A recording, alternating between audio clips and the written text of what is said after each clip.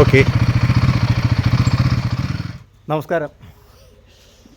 ഇന്ന് ഞാൻ പരിചയപ്പെടുത്തുന്നത് കിരൺ ജി കെ ആണ്. നമ്മുടെ നാട്ടിൽ ശിക്ഷ ചെയ്യപ്പെടും. സൗദിയിലാണ് ഈയിടെ കഴിഞ്ഞ 2 മാസം മുമ്പ് ഈ ഡ്രഗ്സോട് പിടിച്ചവരെ സൗദി പൗരൻ ഉൾപ്പെടെ. ഫോർ സ്ട്രോക്കും താല്പര്യമുണ്ട്. ഫോർ സ്ട്രോക്ക് പുതിയ വണ്ടികളുണ്ട്.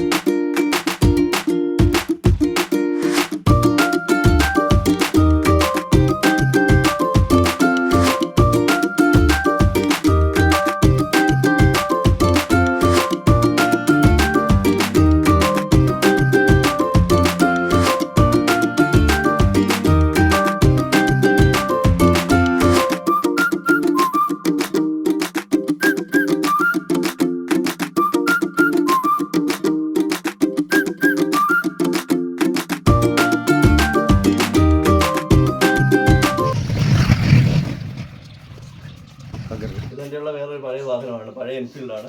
ഇത് 69 മോഡൽ എൻഫീൽഡാണ്. കണ്ടു കഴിഞ്ഞാൽ തന്നെ ചാത്തൽ നിർത്തില്ല. അത്യാവശ്യം ഇത് B1 എഞ്ചിൻ പറയും. ഇത് മോഹിച്ചെടുത്ത അവസാനത്തെ 1959 അംബാസഡറാണ്. എൻ്റെ ഫ്രണ്ട് ഗ്രില്ലൊക്കെ പഴയ മോഡൽ തന്നെ. ആ ഒരു ആസിഡീസ് രീതിയിൽ ഞാൻ കഴിഞ്ഞ ദിവസം എമ്പുരാൻ സിനിമ റിലീസ് ഞങ്ങൾ ഫാൻ ഷോയ്ക്ക് പോയായിരുന്നു. ഓക്കെ, അപ്പോൾ അതിനകത്തും ആസിഡീസ് രീതിയിൽ ഞാൻ കഴിഞ്ഞ ദിവസം എമ്പുരാൻ സിനിമ റിലീസ് ഞങ്ങൾ ഫാൻ ഷോയ്ക്ക് പോയായിരുന്നു. ഓക്കെ, അപ്പോൾ അതിനകത്ത് പഴയ KLT അത് ഭയങ്കര ഹൈപ്പായിട്ടാണ് വണ്ടി കാണിക്കുന്നത്. Zero gravity. പക്ഷേ എൻ്റെ കൂടെ ഞാൻ പ്രീ ഡിഗ്രി സമയത്തും എല്ലാം കാണാം. വണ്ടിയുടെ ഒരുപാട് ഫീച്ചേഴ്സ് എഴുതി കാണിക്കും. ബാറ്ററിയുടെ വോൾട്ടേജ്, ഇനി എത്ര കിലോമീറ്റർ ഓടും, മൈലേജ് എല്ലാം കാണാൻ എഴുതി കാണിക്കും. പിന്നെ ഇത് തമ്മിലുള്ള അന്തർധാര സജീവമാണ്. ഒരു മാസം. നമസ്കാരം. ഇന്ന് ഞാൻ പരിചയപ്പെടുത്തുന്നത് കിരൺ ജി കെ ആണ്. മാവേലിക്കര ചെറുകോൽ ഈഴക്കടവ് ആണ് പ്രോപ്പർ സ്ഥലം. ഇത് എല്ലാവർക്കും പ്രേമം എല്ലാത്തിനോടും കാണും. പക്ഷേ ഇത് വണ്ടികളോടുള്ള പ്രേമം 8ാം ക്ലാസ് മുതൽ തുടങ്ങിയാണ് കിരൺ ജി എന്നതില്ലേ കിരൺ ജി കെക്ക്. അപ്പം ഇപ്പം വർക്ക് ചെയ്യുന്നത് മസ്കറ്റിലാണ് ഇപ്പം വർക്ക് ചെയ്യുന്നത്. സോഫ്റ്റ്വെയർ എഞ്ചിനീയറാണ്. അപ്പം ഒത്തിരി നാളുകൊണ്ട് ശേഷം ഞാൻ കണ്ടുപിട്ടുകയാണ്. ഞങ്ങൾ ഫേസ്ബുക്കിൽ കൂടെയാണ് പരിചയപ്പെട്ടത് അല്ലേ? അങ്ങനെ ഒരു പ്രോഗ്രാം വീഡിയോ കവർ ചെയ്തു. അതെ അതെ അതെ, മോഡയും പിന്നെ ചേച്ചിയുടെ ഒക്കെ അല്ലേ വലിയൊരു പ്രോഗ്രാം. അത് കഴിഞ്ഞ് ദിവസം ഞങ്ങൾ ചിത്രമംഗല തിരുവാതിര ഒന്ന് അതിനെ കവർ ചെയ്തിട്ടുണ്ടായിരുന്നു. അപ്പം അങ്ങനെയാണ് ഞങ്ങൾ പരിചയപ്പെടുന്നത്. അവിടെ മാവേലിക്കരക്കാരനാണ്, ഞാനും മാവേലിക്കരയാണ് സ്ഥലം. അപ്പം സ്വദേശത്തുള്ള പരിചയപ്പെടാൻ വളരെ താമസിച്ചു പോയെന്ന് തോന്നുന്നു. അദ്ദേഹത്തിൻ്റെ വണ്ടിപ്രേമത്തിൻ്റെ ഒരു ബാക്ക്ഗ്രൗണ്ടിലാണ് നിങ്ങൾ കൊണ്ടുപോകുന്നത്. ഇപ്പോൾ വന്ന സമയത്ത് ഞാൻ ആക്ച്വലി റോഡ് ക്ലീനിങ് അവിടെ ഒരു ശുചീകരണ പ്രവർത്തനം ഉണ്ടായിരുന്നു. ആ മൊത്തം മുഷി ജയിക്കുക ടീഷർട്ടൊക്കെ മാറ്റിട്ട് ആ മൊത്തം പൂറലിട്ട് ശുചീകരണവും അതുകൊണ്ട് തന്നെ നമ്മുടെ എല്ലാ പ്രവർത്തനങ്ങളും ഉള്ള ആളാണ്. ഇപ്പം 25 ഡ്രഗ്സിൻ്റെ കൂടെ ഒരു പ്രവർത്തനം മാവേലിക്കര മോട്ടോർ ഡിപ്പാർട്ട്മെന്റോട് ചേർന്നിട്ട് 25 സ്റ്റാൻഡേർഡ് ജെൻഡർ പരിപാടി ഉണ്ടായിരുന്നു. അപ്പോൾ ഒരുപാട് ആൾക്കാർ നമ്മളൊക്കെ നമ്മുടെ കാലത്ത് മദ്യപിക്കുന്ന ഒരുപാട് പേര് കേരളത്തിൽ ഒരുപാട് മദ്യപിക്കും. പക്ഷേ ഇപ്പോഴത്തെ പിള്ളേർ അതല്ല, അതിലും മേലെയാണ്. MDMA എന്ന സാധനം കേരളത്തിൽ ഒരുപാട് കോമൺ ആയി. പണ്ടെന്ന് പറഞ്ഞാൽ നമ്മൾ ഒരു 15 വർഷം മുമ്പൊക്കെ ഈ MDMA എന്ന വാക്ക് കേരളത്തിൽ വളരെ കുറച്ച് ആൾക്കാരെ കേട്ടുള്ളൂ. അന്ന് MDMA ഉണ്ടായിരുന്നു. കേരളത്തിൽ നിന്ന് പോയി ബാംഗ്ലൂരും കോയമ്പത്തൂരും ചെന്നൈയിലും പോയി എടുത്തുകൊണ്ടിരുന്നവരുണ്ടായിരുന്നു. കഞ്ചാവ്. പക്ഷേ കഞ്ചാവിനെക്കാട്ടിലും ഒരുപാട് ഡേഞ്ചറസ് ആണ് MDMA. ഇന്ന് സാമാന്യം സുലഭമാണ്. അത് നമ്മുടെ എക്സൈസ് ഡിപ്പാർട്ട്മെന്റിനെ കുറ്റം പറയാൻ പറ്റില്ല. കാരണം ബാംഗ്ലൂരിൽ നിന്ന് വരുന്ന ഇൻഡർസ്റ്റേറ്റ് ബസ്സുകളിൽ പെണ്ണുങ്ങൾ ഉൾപ്പെടെയുള്ളവർ ഇത്ര മില്ലിഗ്രാമായിട്ട് ഇത് ക്യാരി ചെയ്ത് വരുന്നവരുണ്ട്. ചെക്ക് പോസ്റ്റിൽ ഒന്ന് നിർത്തിയിട്ടിട്ട് എപ്പോഴും ഒന്ന് ആലോചിച്ച് നോക്കി, ഇത്രയും വരുന്ന വണ്ടികൾ, പ്രൈവറ്റ് വണ്ടികൾ, കാറിൽ, ബസ്സിൽ ഇതിലെല്ലാം പിടിച്ചിട്ട് നമ്മളെ ചെക്ക് ചെയ്യാൻ അവരെ കൊണ്ട് പറ്റുന്ന കാര്യം. അപ്പോൾ ഇതിന് ചെയ്യാൻ പറ്റുന്ന കാര്യം എന്ന് പറഞ്ഞാൽ ഈ പിടിക്കപ്പെടുന്നവർക്ക് നല്ല ശിക്ഷ കൊടുക്കണം. നമ്മുടെ നാട്ടിലെ ശിക്ഷയെ അത് നമ്മുടെ കോടതിയെ കുറ്റം പറഞ്ഞാൽ മതി. അതായത് നമ്മുടെ നാട്ടിലെ ശിക്ഷ ചെയ്യപ്പെടും. സൗദിയിലാണ് ഈയിടെ കഴിഞ്ഞ 2 മാസം മുമ്പ് ഈ ഡ്രഗ്സോട് പിടിച്ചവരെ സൗദി പൗരൻ ഉൾപ്പെടെ തലവെട്ടിക്കും. ഇവിടെ തലവെട്ടൊന്നും വേണ്ട, അത് നമ്മൾ നടക്കുന്ന കാര്യമാണ്. തലവെട്ടൊന്നും വേണ്ട, പകരം ഒരു 100 ലാത്തിക്കടിയിലും കൊടുക്കണം. 100 ലാത്തിക്കടിയിലും കൊടുത്തു കഴിഞ്ഞ് കഴിഞ്ഞാൽ മറക്കരുത്. പിന്നെ ഈ 5000-6000 രൂപ ഫൈൻ ഇടുന്ന വരം മിനിമം ഒരു 2 ലക്ഷം 3 ലക്ഷം രൂപ വെച്ച് ഫൈൻ കൊടുക്കണം. അപ്പോൾ അവൻ അടുത്ത തവണ അവൻ പേടിക്കും. ഇപ്പൊ നമ്മൾ കാണുന്നുണ്ട് പദ്ധതി വായിക്കുന്നത് 5 വയസ്സിൽ പ്രതി അല്ലെങ്കിൽ MDMA കടത്ത്. ഇവൻ 2 മാസം മുമ്പും അറസ്റ്റ് ചെയ്താന്ന് കൊണ്ട് വാർത്ത കാണും. വീണ്ടും അവൻ ഇറങ്ങിയിട്ട് തന്നെ ചെയ്യുന്നത്. കാരണം പേടിയില്ല. അപ്പോൾ ആ അവസ്ഥ മാറണം. നമ്മുടെ ഈ സമൂഹത്തിൻ്റെ ദുരവസ്ഥയെക്കുറിച്ചാണ് കിരൺ പറഞ്ഞത്. എങ്കിൽ അദ്ദേഹത്തിൻ്റെ വണ്ടികളിലേക്ക് നമുക്കൊന്ന് പോകാം. ദയാസ്കിരൺ എത്ര പഠിക്കുന്നത്? ഇപ്പം 4ലാണ് പഠിക്കുന്നത് അല്ലേ? എക്സാം കഴിഞ്ഞുകൊണ്ട് ഇനി 4ലേക്കാണ് അല്ലേ? ഓക്കെ. അപ്പോൾ ഈ വണ്ടിയുടെ പേരൊക്കെ അറിയാമോ മോനെ? എല്ലാ വണ്ടിയും പേരൊന്ന് പറയാമോ? നോർമാൻ അല്ലേ? നോർമാൻ അല്ലേ? ഓക്കെ. ബാക്കി ഡീറ്റെയിൽ അച്ഛൻ പറയും. മോനൊന്ന് അടുത്തത് പറഞ്ഞോളൂ. എസ്റ്റീം. ഓക്കെ. ഇത് യമഹ അല്ലേ? 350.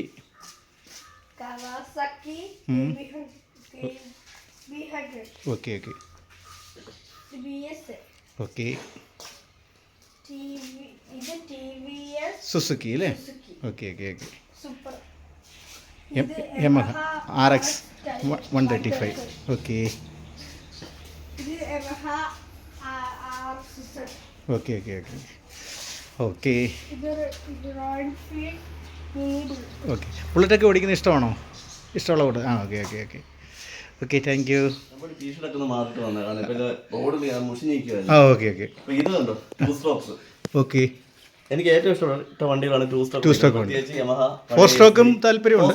ഫോർ സ്ട്രോക്ക് പുതിയ വണ്ടികളുണ്ട്, പക്ഷേ കൂടുതൽ ഇഷ്ടം പഴയ ടൂ സ്ട്രോക്ക് വാഹനങ്ങളാണ്. ഓക്കെ. ഇത് എന്റെ ഉള്ള ഏറ്റവും പഴയ ഒരു വണ്ടി ഒന്നാണ്. ഏറ്റവും പഴയതാണ് അല്ലേ? ഏത് മോഡലാണിത്? 45. 1945 അല്ലേ? ഇന്ത്യക്ക് സ്വാതന്ത്ര്യം കിട്ടുന്നതിന് മുമ്പുള്ള സാധനമാണ്. ഓ വെരി ഗുഡ് വെരി ഗുഡ്. ഇത് റണ്ണിങ് ഇന്ത്യ സിംഗിൾ പീസേ ഉള്ളൂ ഇന്ത്യയിൽ. ഓ ഈ ഒരു പീസേ ഉള്ളോ? ഈ ഒരു പീസേ ഇന്ത്യയിൽ റണ്ണിങ് ആയിട്ടുള്ളൂ. ലോകത്ത് ഇപ്പൊ നമ്മുടെ അറിവിൽ 13 വണ്ടിയുടെ ഉള്ളൂ ഈ ഒരു സെയിം സാധനം. കാരണം ഇത് യുദ്ധത്തിന് വേണ്ടി ഇറക്കിയ ലിമിറ്റഡ് എഡിഷൻ ഒരു മോഡലാണത്. ഓ വാർ പർപ്പസിന് വേണ്ടി. ഓക്കെ. അതിന്റെ ഒരു ഡീറ്റെയിൽ ആ ഞാൻ കണ്ട് ഓക്കെ. SD മോണാർക്ക്, നമ്മുടെ പഴയ ടൂ സ്ട്രോക്ക് എഞ്ചിനാണ്. 250cc okay. SD മോണാർക്ക് എന്ന് പറയും. ആ ഹാ. ഇത് ഞാൻ ഓടിച്ച് ഇവിടുന്ന് മാവലിക്കുന്ന ബോംബെയിലൊക്കെ പോയിട്ടുണ്ട്. ഓക്കെ ഓക്കെ ഇത് ഓൾ ഇന്ത്യ SD മീറ്റിനായിട്ട്. Okay okay. ഇത് Yamaha 350 യമഹയുടെ ബൈക്കാണ്. ആ ഹാ ഹാ. ഇത് കവാസാക്കിയുടെ CB100. ഓക്കെ. ഇത് ഒരു ബ്രിട്ടീഷ് ബൈക്കാണ്, BSA. ബ്രിട്ടീഷ് ബൈക്കാണല്ലേ? 1953 മോഡലാണ്. Okay okay. ഇത് സുസുക്കിയുടെ സുപ്ര എന്ന് പറഞ്ഞൊരു മോഡലാണ്. ഓക്കെ. ടു സ്ട്രോക്ക് ആണോ ഇത്? ടൂ സ്ട്രോക്കാ. ഇത് ഫോർ സ്ട്രോക്കാ. BSA മാത്രം ഫോർ സ്ട്രോക്ക് ആണ്. ഓക്കെ. ബാക്കി ഇവിടെ ഇരിക്കുന്ന എല്ലാം ടൂ സ്ട്രോക്ക്. യമഹ. ഇത് Yamaha ടൈഗർ എന്ന് പറയും. Okay okay okay. അതിന്റെ വേറെ 2-3 യമഹകളുണ്ട്, വർഷങ്ങളിലൊക്കെ ഇട്ടിരിക്കുകയാണ്. ഓക്കെ ഓക്കെ ഇത് പിന്നെ ഓക്കെ ഓക്കെ. ഇത് എൻഫീൽഡ് എല്ലാ വണ്ടികളും ഫോർ സ്ട്രോക്ക് നടക്കുന്നത്. ഓക്കെ. ഇത് എൻഫീൽഡിന്റെ തന്നെ ഒരു ടൂ സ്ട്രോക്ക് വണ്ടിയാണ്, മിനി ബുള്ളറ്റ് എന്ന് പറയും. Okay okay. എൻഫീൽഡിൽ നമ്മൾ കാണുന്ന ബുള്ളറ്റുകളെല്ലാം ഫോർ സ്ട്രോക്കാണ്. ഇത് ടൂ സ്ട്രോക്ക് ആണ്. 200cc ഒരു ടൂ സ്ട്രോക്ക് വാഹനമാണ്. ഞാനിപ്പോ ഇതെന്താ സ്കൂട്ടറാണ്. എന്ന് പറയും. Rare piece സ്കൂട്ടറാണ്. ബജാജിന്റെ ആണോ? ബജാജ് ആണോ? ബജാജോട് കൊളാബറേറ്റ് ചെയ്ത് ഗുജറാത്ത് മോട്ടോഴ്സ് ഇറക്കിയ ഒരു സ്കൂട്ടറാണ്. ഓക്കെ പറയും. Okay okay. ബജാജിന്റെ ഇച്ചിരി വലിപ്പം കാര്യങ്ങളൊക്കെ ഉണ്ട്. നീളം ഇച്ചിരി കൂടുതലാണ്, സൈഡിന്റെ ഇച്ചിരി കൂടുതലാണ്. എൻഫീൽഡ് തന്നെ സിൽവർ പ്ലസ് എന്ന് പറഞ്ഞൊരു വണ്ടിയാണ്. 50cc. ഓക്കെ. ഇത് 2 ഗിയർ വേർഷനാണ്. എൻ്റെ 2 ഗിയർ അല്ല, ഇത് 3 ഗിയർ വേർഷൻ. എൻ്റെ 2 ഗിയറും ഉണ്ടായിരുന്നു, 3 ഗിയർ വേർഷൻ ഉണ്ടായിരുന്നു. ഇത് എൻ്റെ 3 ഗിയർ വേർഷനാണ്. ഇതുപോലെ പഴയ കുറച്ച് സൈക്കിളുണ്ട്, റാലി ഫിലിപ്സ് ഒക്കെ. ഇതെല്ലാം ഗിയർ സൈക്കിളാണ്, അവിടെ ഇപ്പോൾ ഉണ്ട്. ഇത് ഏത് വർഷമാണ് ഇത്? 57 മോഡല് റാലിയാണ്. ഓ റാലി. റേഡീസ് റാലി ഇന്ത്യ കുറവാണ്. ഇത് പണ്ട് ബ്രിട്ടീഷുകാർ കൊണ്ടുവന്ന് അവിടെ നിന്നുള്ള റാലി സൈക്കിൾ ഒന്നാണ്. ഇത് സ്റ്റാമിനി ആർച്ചർ ഗിയർ സിസ്റ്റം ഉള്ള. ഓക്കെ. ലേഡീസ് റാലി ഇന്ത്യ കുറവാണ്. ഓക്കെ. ഇത് ഒരുപാട് പേര് ഇപ്പം യൂട്യൂബിലൊക്കെ അല്ലെങ്കിൽ നെറ്റിലൂടെ കണ്ട ഒരു വണ്ടിയാണ്. 64 മോഡൽ ജാവയാണ്. ഓ ജാവ. പവർ 40 എന്ന് പറഞ്ഞൊരു ട്രെയിലർ കൊണ്ട് വന്നുകൊണ്ടിരുന്നതാണ്. നമ്മൾ ഈ സൈഡ് ബോക്സ് സൈഡ് ടൈപ്പ് പോലെ ഇതെന്ന് പറഞ്ഞാൽ ഒരു യൂറോപ്യൻസ് സാമാനം കീപ്പ് ചെയ്തിട്ട് ടൂർ പോകാണ്ട് വെച്ചിരുന്ന ഒരു സാധനമാണ്. Okay okay. ഇതിൽ ഞാൻ അത്യാവശ്യം ലോങ് പോയിട്ടുണ്ട്. 6 മാസം മുമ്പ് വാഗമൺ 3 പോയിരുന്നു. ഓക്കെ. ഇതെല്ലാം പഴയ സ്കൂട്ടേഴ്സ് ആട്ടോ. ഓക്കെ. ഇത് ബജാജിന്റെ 150, ഇത് ലാംബി, MAT, ഹൈൻഡി, ഹോണ്ട, ഇത് ടെലിനേറ്ററിന്റെ അവധി വണ്ടി, ഇത് Vijay deluxe. Okay okay okay. ഇത് കുറച്ച് പുതിയ ബൈക്സാണ്. ബൈക്സിൽ ആദ്യം ഇത് പറയാം. ഇത് ഹാർലി ഡേവിഡ്സൺ ആണ്. ഇത് ഞാൻ പുതിയ എടുക്കുന്ന വണ്ടി. ഓക്കെ. ഫോസ്റ്റർ സിലിണ്ടർ വി എഞ്ചിൻ എന്ന് പറയും. രണ്ട് സിലിണ്ടർ പാരലല്ല, വി ഷേപ്പിൽ 100 ഡിഗ്രിയിൽ ഇരിക്കുന്ന വണ്ടിയാണ്. അത് പവർഫുൾ വണ്ടിയാണ്. ഓക്കെ. ഇത് പിന്നെ R15 V4 ഇപ്പോഴത്തെ ലേറ്റസ്റ്റ് പിള്ളേരുടെ എല്ലാം ഹരമായിട്ടുള്ള ഒരു വണ്ടിയാണ്. അത്യാവശ്യം പവർഫുൾ ആണ് വണ്ടി. സ്പീഡ് പെട്ടെന്ന് കയറുന്നത്. അത്യാവശ്യം നമ്മൾ കുറച്ച് കാര്യങ്ങൾ കസ്റ്റമൈസ് ചെയ്തിട്ടുണ്ട്. ഫേവറേറ്റ് ബ്രാൻഡാണ്. ഓ ദേഖോ, ശരീരത്തിൽ ഒരു പച്ച വരെ കുത്തിയിരിക്കുകയാണ്. അത്രയ്ക്ക് ഫേവറേറ്റ് ആണ്. ഗറില്ല. Okay okay.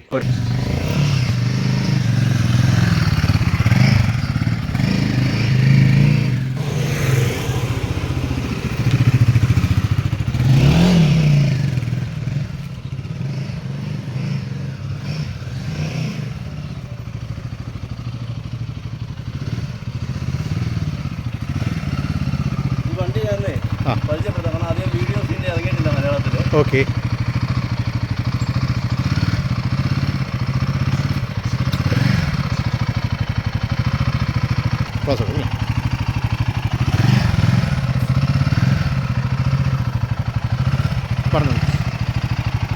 ഇതിന്റെ ഡിസ്പ്ലേ ഉണ്ടോ? കയറുമ്പോൾ മാപ്പും എല്ലാം കാണാം. വണ്ടിയുടെ ഒരുപാട് ഫീച്ചേഴ്സ് ഇത് എഴുതി കാണിക്കും. നമ്മുടെ കാറിൻ്റെ കൂട്ട് തന്നെ വെളിയിലത്തെ ടെമ്പറേച്ചർ, എഞ്ചിൻ ടെമ്പറേച്ചർ, ബാറ്ററിയുടെ വോൾട്ടേജ്, ഇനി എത്ര കിലോമീറ്റർ ഓടും, മൈലേജ് എല്ലാ കാര്യങ്ങളും എഴുതി കാണിക്കും. പിന്നെ ഇത്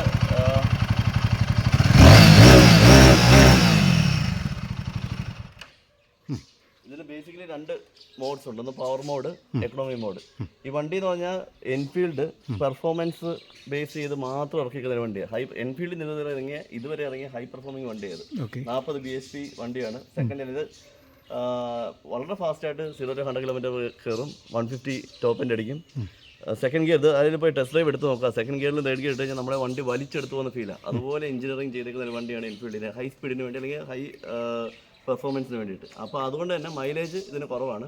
ഇതിൻ്റെ പവർ മോഡിൽ മൈലേജ് കിട്ടുക ഏകദേശം 22 കിലോമീറ്ററാണ് എനിക്ക് കിട്ടുന്നത്. അപ്പോൾ ഞാൻ ഈ വണ്ടി എടുത്തിട്ട് ആ പാടെ ഒരു 168 കിലോമീറ്റർ ഓടിയതേ ഉള്ളൂ. അതിൻ്റെ എക്കണോമി മോഡിൽ കിട്ടുന്ന ഒരു 27 കിലോമീറ്റർ മൈലേജാണ്. പിന്നെ ടയേഴ്സ് നോക്കിക്കഴിഞ്ഞാൽ കാണാം, ഇന്ത്യയിൽ തന്നെ ഇറങ്ങിയേക്കുന്ന ഏറ്റവും ബ്രോഡ് ടയേഴ്സാണ്. ഫ്രണ്ടിലത്തെ ടയറിൻ്റെ വണ്ണം കണ്ടോ, ഫ്രണ്ടിൽ 130 ടയർ ഇറങ്ങിയേക്കുന്നത്. ഹാർലിക്ക് പോലും ഇതിൽ ചെറിയ ടയേഴ്സാണ്. ഫ്രണ്ടിൽ 130 ടയർ, ബാക്കിൻ്റെ ടയറിൻ്റെ വീട് നോക്കിയേ, ബാക്കിൽ 160 പെർഫെക്റ്റ് ടയേഴ്സാണ് വരുന്നത്. അപ്പോൾ ഇതുകൊണ്ട് തന്നെ വണ്ടിക്ക് അന്യായ സ്റ്റെബിലിറ്റിയാണ്. ബ്രേക്കിംഗ് ആയാലും സ്റ്റെബിലിറ്റി, കാരണം വണ്ടി ടയറിന്റെ വീതി കൂടുന്തോറും സ്റ്റെബിലിറ്റി കൂടുന്നുള്ളതാണ്. അപ്പോൾ എത്ര സ്പീഡിൽ പോയാലും അത്യാവശ്യം എവിടെ നിൽക്കണം തോന്നിയാൽ വണ്ടി അവിടെ ബ്രേക്ക് ആവും, സ്കിഡ് ആവാതെ ബ്രേക്ക് ആവും. അതാണ് ഇതിന്റെ വേറൊരു സേഫ്റ്റി ഫീച്ചർ നോക്കിയിട്ട്. പിന്നെ ബാക്കിലെ മോണോഷോക്ക് തന്നെ വേറെ ഒരു രീതിയിലുള്ള ഒരു പിവറ്റിലാണ് മൂവ് ചെയ്യുന്നത്. സാധാരണ മോണോഷോക്ക് പോലെ അല്ല ഇത്. ഈ ഷോക്ക് ബാക്കിൽ സിംഗിൾ ഷോക്കാണ്, പക്ഷേ അത് ഇങ്ങനെ ചരിഞ്ഞിരിക്കുന്നത്. സാധാരണ ഇങ്ങനെയാണ് വരുന്നത്. അതൊരു വേറെ ടെക്നോളജി. അതാണ് തന്നെ സസ്പെൻഷൻ കിഡ്ലുമാണ്. ചെറിയ കുഴിയിലൊന്നും വീണ് കഴിഞ്ഞാൽ അറിയത്തില്ല. നല്ല കംഫർട്ടബിൾ ആയിട്ട് അത്യാവശ്യം ഓഫ് റോഡിങ് ചെയ്യാൻ പറ്റുന്ന ഒരു വണ്ടിയാണ് ഇതില്ല. പിന്നെ 2 ഡ്രോബാക്ക് എനിക്ക് തോന്നിയെന്ന് വെച്ചാൽ, ഒന്ന് ഇതിന് വെയിറ്റ് കൂടുതൽ കാരണം ഇരുന്നുകൊണ്ട് എവിടെയല്ലാണ്ട് ഇങ്ങനെ പുറകോട്ട് ഉന്താനായിട്ട് ഇച്ചിരി പാടാം. വെയിറ്റ് കൂടുതലും ഈ ടയറിന്റെ സൈസ് എല്ലാം കൊണ്ട് പാടുണ്ട്. പിന്നെ ഹാൻഡിലിന്റെ ഒടിവ് ഇത്രയേ ഉള്ളൂ. എത്ര ഡിഗ്രി കാണും? ഒരു 45. പിന്നെ ടേണിംഗ് റേഡിയസ് ഇതിൻ്റെ പ്രശ്നം എന്ന് വെച്ച് കഴിഞ്ഞാൽ ഇപ്പോൾ നമ്മുടെ പഴയ SD ആയാലും ഇതുപോലെ ഇത്രയേ ഉള്ളൂ. അപ്പോൾ പിന്നെ അല്ലെങ്കിൽ ഇപ്പോൾ നമ്മുടെ ഹൈ പെർഫോമൻസ് വണ്ടികൾ, ഇപ്പം R1 അല്ലെങ്കിൽ അങ്ങനെയുള്ള വണ്ടികൾ നോക്കുകയാണെങ്കിൽ അതിൻ്റെ ഒടിവ് കുറവാണ്. അപ്പോൾ അതേ ഉള്ളൂ. കാരണം ഹൈ പെർഫോമൻസ് വണ്ടികൾക്ക് ഇപ്പോഴും അവർക്ക് ഹാൻഡിലിൻ്റെ ഒടിവ് കുറവായിരിക്കും. കാരണം എന്നാലേ സ്റ്റെബിലിറ്റി ഉണ്ടാകും. അത് അവരുടെ ഒരു കൺട്രോളിന് വേണ്ടിയിട്ടാണ്, നമ്മുടെ സേഫ്റ്റിക്ക് വേണ്ടിയിട്ടുള്ളൊരു ഫീച്ചറാണ് അത്. പിന്നെ ഷോക്സ് ഒക്കെ എന്ന് പറഞ്ഞാൽ വൈഡ് 40 mm ട്രാവലുള്ള വലിയ ഷോക്സാണ് ഫ്രണ്ട്. ഇതിന്റെ ടോപ്പ് എൻഡ് കളറാണ്. ഇതിന്റെ കളറിന് തന്നെ വില വ്യത്യാസമുണ്ട്. വേറെ ഏത് കളറൊക്കെയാണോ? ഇതിന്റെ ബ്ലാക്കും റെഡും ഉണ്ട്. അതിന് പിന്നെ സ്പീഡോമീറ്റർ ഡിജിറ്റൽ ഇങ്ങനത്തെ ഫംഗ്ഷൻസ് ഇല്ല. പിന്നുള്ളതെന്ന് പറഞ്ഞാൽ ഒരു യെല്ലോ കോമ്പിനേഷൻ വരുന്നുണ്ട്. പിന്നെ ഇപ്പോൾ ലേറ്റസ്റ്റ് കോമ്പിനേഷൻ ഇതിപ്പോൾ അതിന്റെ ടോപ്പ് എൻഡ് കളർ. ഈ വണ്ടിക്ക് മാത്രമേ ബാക്കിലത്തെ റിമും ഫ്രണ്ടിലത്തെ റിമും എല്ലാം ഡിഫറെന്റ് കളേഴ്സ് വരുന്നുള്ളൂ. ഈ ഒരു ബ്ലൂ തന്നെ ഒരു അത്യാവശ്യം നല്ല ബ്ലൂ ആണ്. നമുക്ക് വേറെ ഈ ഒരു ബ്ലൂ കോപ്പി അടിച്ച് RX100 ഒക്കെ ചെയ്യാൻ പറ്റിയൊരു കളറാണ്. RX100 പഴയ വണ്ടിക്ക് കളറാണ്. പിന്നെ ലിക്വിഡ് കൂളാണ്. ഇവിടെ റേഡിയേറ്റർ ഒക്കെ ഉണ്ട് കാറിന്റെ കൂട്ട്, വണ്ടി തണുപ്പിക്കാനായിട്ട്. ഹൈ RPM എഞ്ചിൻ ആയതുകൊണ്ട് തന്നെ പെട്ടെന്ന് ഹീറ്റ് കൂളൻ്റ് ഒഴിക്കുന്നതാണ്. അതൊക്കെയാണ് വണ്ടിയെ കുറിച്ച് പറയാനുള്ളത്. ഇതിനെക്കുറിച്ച് അധികം റിവ്യൂസും മലയാളത്തിൽ ഇറങ്ങിയിട്ടില്ല. വണ്ടി ഇറങ്ങിയിട്ട് കുറച്ച് നാളായതേ ഉള്ളൂ. പേര് ഇതിന്റെ ഒന്നുകൂടെ പറഞ്ഞേ. വില ഏകദേശം ഇതിന് 3 ലക്ഷം രൂപ ഓൺ റോഡായി. സ്റ്റോപ്പിന്റെ വണ്ടിക്ക് 3 ലക്ഷം രൂപ ഓൺ റോഡ്. വില കുറച്ച് കൂടുതലും പിന്നെ മൈലേജ് കുറവുള്ള കാരണം തന്നെ അധികം ആൾക്കാർക്ക് കൂടുതൽ പേർക്ക് അങ്ങനെ ഒരു ഉദ്ദേശിച്ച എൻഫീൽഡ് ഇറക്കിയ വണ്ടിയല്ല. പെർഫോമൻസ് ഉദ്ദേശിക്കുന്നതിന് വേണ്ടി മാത്രം എൻഫീൽഡിൽ നിന്നുള്ളൊരു സമ്മാനമാണ്. പെർഫോമൻസ് ആണ് ഉദ്ദേശിക്കുന്നത്? സ്പീഡ് അല്ലെങ്കിൽ ആക്സിലറേഷൻ, സ്റ്റെബിലിറ്റി, ആക്സിലറേഷനും. അത് നമ്മളിപ്പോൾ ഒരു വണ്ടി ഓടിക്കുമ്പോൾ നമ്മൾ ഞാൻ പതുക്കില്ല, നമ്മളിപ്പോൾ ചില കാറ് കയറി ഇങ്ങനെ ആക്സിലേറ്റർ കൊടുത്താലും വണ്ടി ഇങ്ങനെ പതുക്കെ നീങ്ങി പോകത്തില്ല. ചില വണ്ടി എന്ന് പറഞ്ഞാൽ കാല് കൊടുക്കുമ്പോൾ തന്നെ വണ്ടി എടുത്തോ നമുക്കൊരു നമ്മളെ വലിച്ച് ഡ്രാഗ് ചെയ്ത് പോകുന്ന ഒരു ഫീലാണ്. അപ്പോൾ ഇത് അതുപോലെ തന്നെ ഡ്രാഗ് ചെയ്ത് പോകുന്ന ഫീലാണ്. നമുക്ക് ഹൈ സ്പീഡ് പോയിട്ട് ആക്സിഡൻസ് ക്രിയേറ്റ് ചെയ്യാനല്ല ഞാൻ പറയുന്നത്. പക്ഷേ ഹൈ സ്പീഡ് പോയാലും വണ്ടി അത്യാവശ്യം സ്റ്റേബിളാണ്. പിടിക്കുന്നിടത്ത് നിൽക്കും. ABS ഉണ്ട്, സ്കിഡ് ആവില്ല, ഫ്രണ്ടും ബാക്കും ബ്രോഡ് ടയേഴ്സാണ്, അങ്ങനെയുള്ള കാര്യങ്ങളെല്ലാം ഉണ്ട്. അങ്ങനൊരു മെഷീനാണ്. ഇതെൻ്റെ ഉള്ള വേറൊരു പഴയ വാഹനമാണ്, പഴയ എൻഫീൽഡാണ്. ഇത് 69 മോഡൽ എൻഫീൽഡാണ്. കണ്ടു കഴിഞ്ഞാൽ തന്നെ ചാർട്ടിൽ നിർത്തില്ല. അത്യാവശ്യം ഇത് B1 എഞ്ചിൻ എന്ന് പറയും. ഇത് ഓടിക്കാൻ സുഖമാണ്. മറ്റേ ഇനിഷ്യൽ ആക്സിലേഷനും കാര്യങ്ങളൊന്നും ഇല്ല. ഇത് ഞാൻ റൈഡർമാനി ഗോവയ്ക്ക് ഇതെല്ലാം ഓടിച്ചു പോയിട്ടുണ്ട്. അന്ന് ഓടിയെത്തിയ ഏറ്റവും പഴയ വണ്ടിയായിരുന്നു, റോഡ് മുഖാന്തരം. പഴയ സൈക്കിൾ ഹബ്ബ്, പഴയ മൈൽസ് മീറ്റർ ഇതെല്ലാം വെച്ചിട്ട് ഇത് അത്യാവശ്യം മൈലേജ് ഉണ്ട്. 40 കിലോമീറ്റർ മൈലേജ് ഉണ്ട്. പതുക്കെ ഓടിക്കാനുള്ള ഒരു സുഖമുണ്ട്. എങ്കിൽ പോലും ടോപ്പ് എൻ്റെ ഏകദേശം ഞാൻ മാക്സിമം ഒരു 90-100 km/h വരെ ഇതിൽ പോകണം. കാരണം അതിൽ കൂടുതൽ ബ്രേക്കിംഗ് സിസ്റ്റം ഒന്നും സപ്പോർട്ട് ചെയ്യില്ല. നമ്മൾ ഏതൊരു വണ്ടി ഓടിക്കുമ്പോഴും നമ്മൾ അതിനെ ചുമ്മാ തിരിച്ച് കയറുമല്ലോ, നമ്മളെ തിരിച്ച് അതേ സ്പീഡിൽ തന്നെ ബ്രേക്ക് ചെയ്യാൻ പറ്റുമോ നോക്കാം. പുതിയ വണ്ടി സേഫ്റ്റി ബ്രേക്കിംഗ് വലിയൊരു ഫാക്ടറാണ്. അപ്പോൾ നമ്മൾ ഫ്രണ്ടിൽ പോകുന്ന വണ്ടിയെക്കാട്ടും എപ്പോഴും 4 മീറ്റർ ഡിസ്റ്റൻസ് പാലിച്ച് വേണം നമ്മൾ പോകാനായിട്ട്. അപ്പോൾ കാരണം നമുക്ക് ഫ്രണ്ടിലത്തെ വണ്ടി പെട്ടെന്ന് ബ്രേക്ക് പിടിച്ചാൽ നമ്മൾ പറയുന്ന വണ്ടി പോയി ഇടിക്കാൻ പറ്റില്ല, നമുക്ക് ബ്രേക്ക് പിടിക്കാൻ പറ്റില്ല. സേഫ്റ്റിയാണ് ഇമ്പോർട്ടൻസ്. അപ്പോൾ ഓരോ വണ്ടിയുടെ ബ്രേക്കിംഗ് അനുസരിച്ചിട്ട് അല്ലെങ്കിൽ അതിന്റെ ടയറിന്റെ കണ്ടീഷൻ അനുസരിച്ച് വേണം നമ്മൾ സ്പീഡ് എടുക്കാനായിട്ട്. മോഹിച്ചെടുത്ത അവസാനത്തെ ഒരു വണ്ടി ജിപ്സിയാണ്. അവസാനത്തെ വണ്ടി എന്ന് പറഞ്ഞാൽ ജിപ്സിയുടെ പുതിയ വണ്ടി എടുക്കുന്നതാണ്. 2019 പ്രൊഡക്ഷൻ നിർത്താൻ നേരം ഇതിപ്പോ വണ്ടി പ്രൊഡക്ഷൻ ഇല്ല, ലാസ്റ്റ് വണ്ടി അവിടുന്ന് ബുക്ക് ചെയ്തെടുക്കുന്നതാണ്. ബുക്ക് ചെയ്ത് 6 മാസം കഴിഞ്ഞിട്ടാണ് വണ്ടി അന്ന് കിട്ടുന്നത്. നമ്മുടെ മുൻപേ പൈസ മൊത്തം അടച്ചാലേ അന്ന്. ഏത് വർഷം എടുത്തത്? 2019 തുടക്കത്തിൽ എടുത്താൽ. എത്ര ഓൺലോഡ് എത്രയായി മൊത്തം ഇതിന്റെ? ഓൺലോഡ് അന്ന് നമ്മുടെ 782 അന്ന് വണ്ടി വില. അപ്പൊ ഇതിന് പോസ്റ്ററിക്കൊന്നും വരുന്നില്ല, ഞാൻ രണ്ടാമത് കയറ്റി. അപ്പൊ എനിക്ക് പിന്നെ ഓൺറോഡ് എടുത്തതിന് ശേഷം നമ്മുടെ 2 ലക്ഷം രൂപയുടെ പോയാലേ ജിപ്സി ആകത്തുള്ളൂ. അപ്പൊ ഏകദേശം വണ്ടി എടുത്തൊരു 2000 രൂപ തന്നെ ആദ്യത്തെ 5-6 മാസത്തിനുള്ളിൽ മുടക്കി. അപ്പൊ എല്ലാം കൂടെ എൻ്റെ അന്ന് 10 രൂപ ആയിട്ടുണ്ട്. ഓൺലോഡാണ് ഇപ്പം കണ്ടീഷനാണ്. ഇത് ഞങ്ങള് പോകുന്നത് ഇപ്പൊ കഴിഞ്ഞ വർഷം ഞങ്ങള് രാജസ്ഥാൻ, ഗുജറാത്ത്, UP, മഹാരാഷ്ട്ര എല്ലാം പോയി. അതായത് ഇന്ത്യയിലെ ഗ്രാമങ്ങളിൽ കൂടെ, ഹൈവേസ് ആയിരുന്നു, ഗ്രാമങ്ങളിൽ കൂടെ കൂടുതൽ സഞ്ചരിച്ചൊരു യാത്രയായിരുന്നു. രാജസ്ഥാൻ പോയിരുന്നോ? ഡിസർട്ടിൽ പോകുമ്പോഴാണ് ഈ 4x4 വേണ്ടി വരും. ഇതായോണ്ട് മിലിറ്ററി ആയതുകൊണ്ട് ജിപ്സിയുടെ ഉപയോഗം പറയുന്നത് ഹിമാലയസ് ആയാലും മൊത്തം അവിടെ ഓടിക്കൊണ്ട് ജിപ്സി എവിടെയും കയറി പൊക്കോളൂ. മെയിനും രാജസ്ഥാനിലെ ഈ മണ്ണിലെ അതെ അതെ. എന്നാൽ അത് പണി വരുത്തില്ല. ഇതിന്റെ എഞ്ചിൻ എന്ന് പറഞ്ഞാൽ പ്രൂവാണ്, അവർ കിടന്നോളും, പണി വരുത്തില്ല. പിന്നെ കംഫോർട്ടും കാര്യങ്ങളൊന്നും പറ്റില്ല, നമ്മുടെ കാറിനോട് കംഫോർട്ട്. ഇത് ഹാർഡ് കോർ 1959 അംബാസഡറാണ്. എൻ്റെ ഫ്രണ്ട് ഗ്രില്ലൊക്കെ പഴയ മോഡൽ തന്നെ ആ ഒരു ആസിഡീസ് രീതിയിൽ. ഞാൻ കഴിഞ്ഞ ദിവസം എംബുലൻസ് സിനിമ റിലീസ് ഞങ്ങൾ ഫാൻ ഷോയ്ക്ക് പോയായിരുന്നു. അപ്പോൾ അതിനകത്ത് പഴയ KLT അത് ഭയങ്കര ഹൈപ്പായിട്ടാണ് വണ്ടി കാണിക്കുന്നത്. അപ്പോൾ ഞാൻ ഇതേലാണ് പോയത്, KLR ആണിത്. ഏകദേശം അതേ പ്രായത്തിലുള്ള വണ്ടികളാണ്. ഇതിന്റെ ഇന്റീരിയേഴ്സ് ഞാൻ അതുപോലെ പെയിന്റ് ചെയ്തിട്ടുണ്ട്. പഴയ ഹോണ്, ഇത് പഴയ ജാൽബ ഹോൺ എന്ന് പറയും. Indicators, miles meter, bench seat, പണ്ടത്തെ രീതിയിൽ കയ്യില് ഗിയറും കാര്യങ്ങളും എല്ലാം. ഈ സീറോ ഗ്രാവിറ്റി ഇതെന്താണ്? സീറോ ഗ്രാവിറ്റി എന്ന് വെച്ചാൽ ഇപ്പൊ എന്റെ ഷോപ്പിന്റെ പേരാണ്. പക്ഷെ എന്റെ കൂടെ ഞാൻ പ്രീ ഡിഗ്രി സമയത്ത് പഠിക്കുമ്പോൾ എന്റെ ബൈക്കിന്, എന്റെ Yamaha RX 125 ഇട്ടൊരു പേരാണ് സീറോ ഗ്രാവിറ്റി എന്ന് പറഞ്ഞത്. അതുപോലെ വണ്ടിക്ക് ഓരോ ഒരു ഐഡന്റിറ്റി ചെയ്യുന്ന രീതി ഇട്ടതാണ്. പിന്നീട് എന്റെ ഇമെയിൽ ഐ ഡി ഇതായി. കോളേജിൽ പഠിക്കുമ്പോഴേ എന്റെ ഒഫീഷ്യൽ ഇമെയിൽ ഐ ഡി ആയപ്പോൾ എന്റെ ഓഫീസിലെല്ലാം സീറോ ഗ്രാവിറ്റി എന്നുള്ളതാണ് ഞാൻ കൊടുത്തിരുന്നത്. പിന്നീട് അങ്ങനെ ഷോപ്പും തുടങ്ങി. അപ്പം കിരൺ സീറോ ഗ്രാവിറ്റി നമ്മുടെ ഒരു ഐഡന്റിറ്റി നാട്ടിൽ.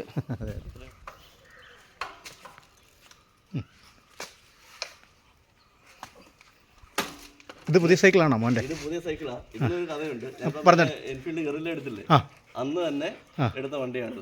കാരണം അവന് സൈക്കിൾ വേണമെന്ന് പറഞ്ഞിട്ട് വേണം വെച്ചു. പിന്നെ നമ്മുടെ ജോലിയല്ലേ, നമുക്കറിയാം പിന്നെ ആ വണ്ടി വീട്ടിൽ കയറി അതേ ദിവസം തന്നെ അന്നേരം തന്നെ ഈ വണ്ടി ഞങ്ങൾ പോയി അത് ഷോറൂമിൽ എടുത്തുകൊണ്ട് പോയിട്ട് ഈ വണ്ടി എടുത്താണ് അതിന് സർപ്രൈസ് ആയിട്ട് കൊണ്ട് കൊടുക്കുന്നത്. മൂന്ന് പഠിക്കുന്ന പക്ഷേ അവന് വലിയ സൈക്കിൾ വേണമെന്ന് പറഞ്ഞു എടുത്തോണ്ട് അത് കാലെത്തത്തില്ലെങ്കിൽ അത് ചവിട്ടി നടക്കുന്നുണ്ട്. പിന്നെ മൂത്ത മോളുണ്ട് നക്ഷത്ര, അവള് 8 പഠിക്കുന്നത്. പിന്നെ മോൾക്ക് ക്രേസ് ഒക്കെ ഉണ്ടോ വണ്ടിയോടൊക്കെ? അത്യാവശ്യം ക്രേസ് ഉണ്ട്, അത്ര ഇല്ല. ആണും പെണ്ണും തമ്മിലുള്ള ഒരു വ്യത്യാസം ജനറ്റിക്കലി തന്നെ ഉണ്ടാവുമല്ലോ. ഇപ്പൊ അങ്ങനെ കേട്ടോ, ഇപ്പൊ ഒരുപാട് ഗേൾസ് റൈഡിങ്ങിന് വേണ്ടി ഇറങ്ങുന്ന ഒരുപാട് ഇൻട്രസ്റ്റഡ് ആയിട്ടുണ്ട്. റോയൽ എൻഫീൽഡ് തന്നെ യൂസ് ചെയ്യുന്ന ഒത്തിരി കുട്ടികളുണ്ട്. റൈഡേഴ്സ് ക്ലബ്ബ്, റൈഡേഴ്സ് ക്ലബ്ബ് ഒക്കെ ഉണ്ട്. അത് നമുക്ക് സന്തോഷമുള്ള കാര്യമാണ്. എല്ലാവരും വരണം ബൈക്കേഴ്സ് ഫീൽഡിലോട്ട്, ബൈക്കിംഗ് ഫീൽഡിലോട്ട്. അത് നല്ലൊരു കമ്മ്യൂണിറ്റിയാണ്. കാരണം ഏത് നാട്ടിൽ ഇന്ത്യയിൽ നിങ്ങൾ പട്ടാളത്തെ വർക്കിയിട്ടറിയാം, എവിടെ ചെന്നാലും നമ്മുടെ ബൈക്കിംഗ് ഫീൽഡ് ഉള്ള സുഹൃത്തുക്കളുണ്ടാവും. അവർ തമ്മിലുള്ള സഹോദര്യം എന്ന് പറഞ്ഞാൽ വലിയൊരു കാര്യമാണ്. എന്ത് ഹെൽപ്പും ചെയ്യും.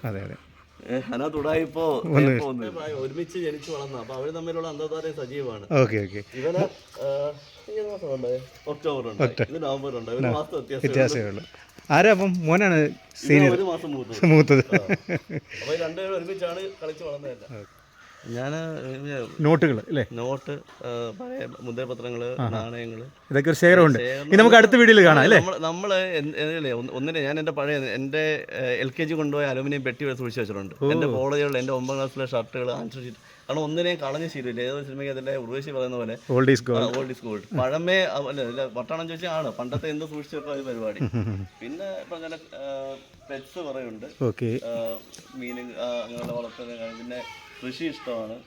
അപ്പൊ അതുകൊണ്ട് നമുക്ക് സമയം പെറ്റ്സിന്റെ കാര്യം പറഞ്ഞോളൂ. ആള് വന്ന് ഇന്ന് പാവ